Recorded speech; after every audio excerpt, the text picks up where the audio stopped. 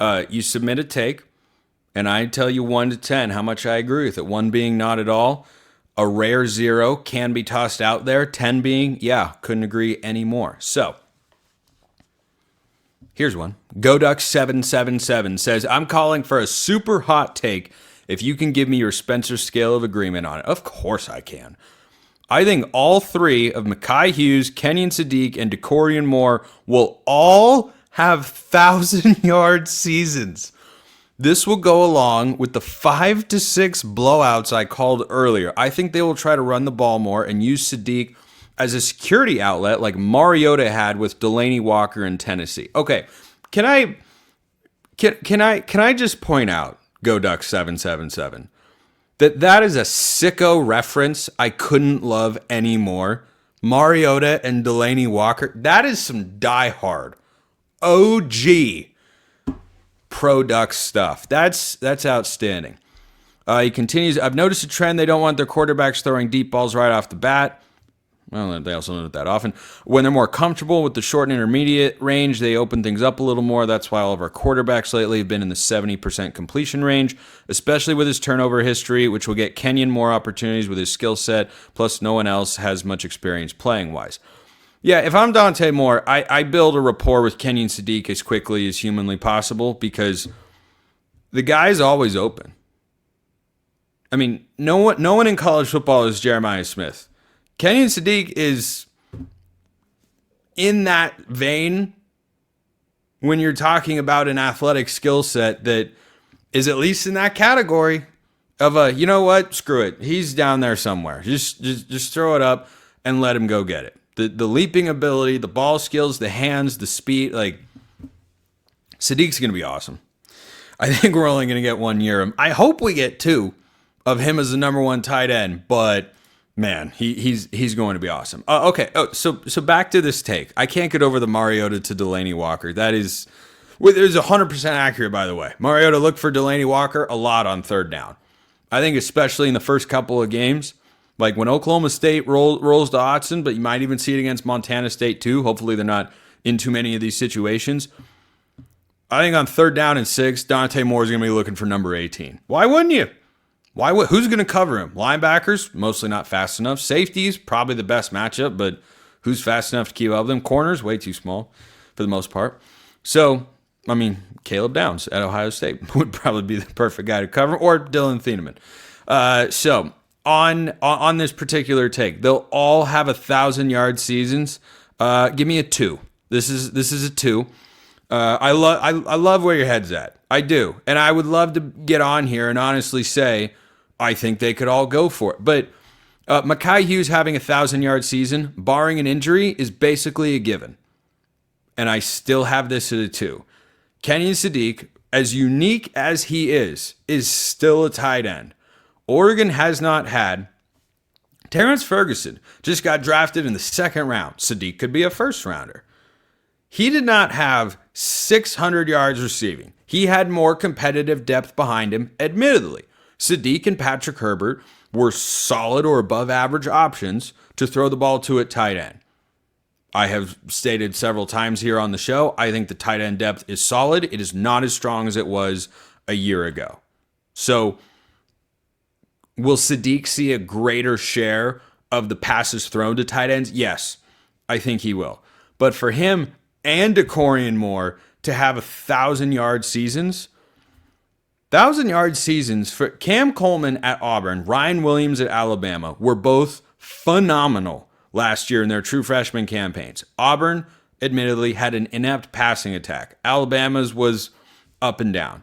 Neither one of those guys had 1,000-yard seasons, and I don't think their receiving cores were as deep as Oregon has now.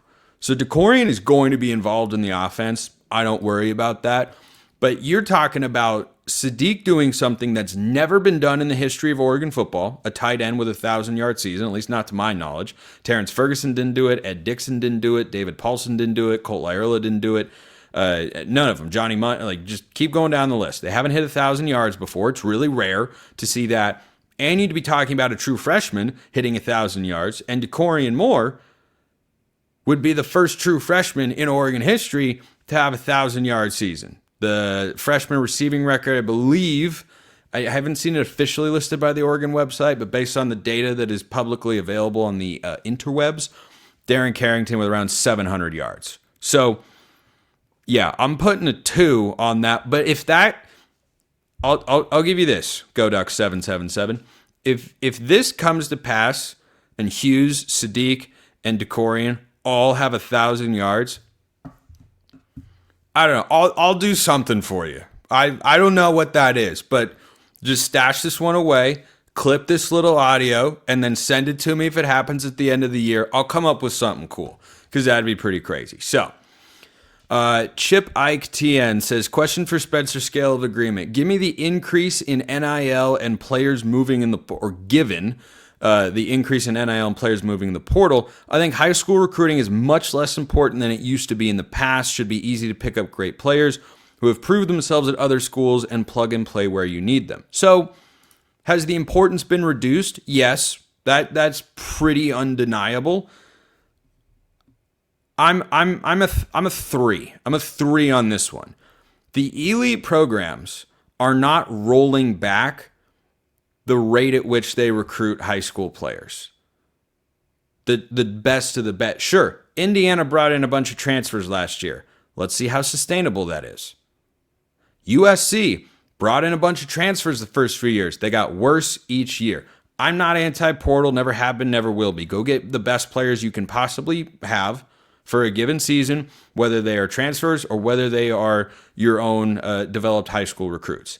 The majority of your impact players are still going to come from your high school recruiting classes.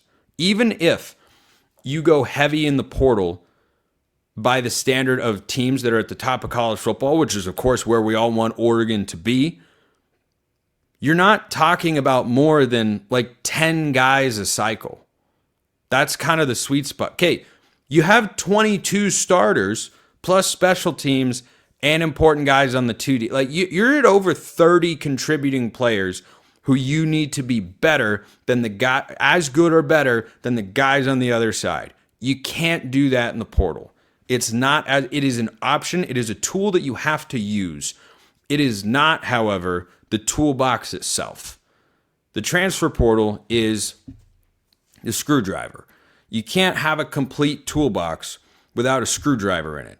High school recruiting, though, is just about every other tool. If you took the screwdriver out, you'd say, wait, this is an incomplete toolbox. I can't, this is not effective. I can't use this.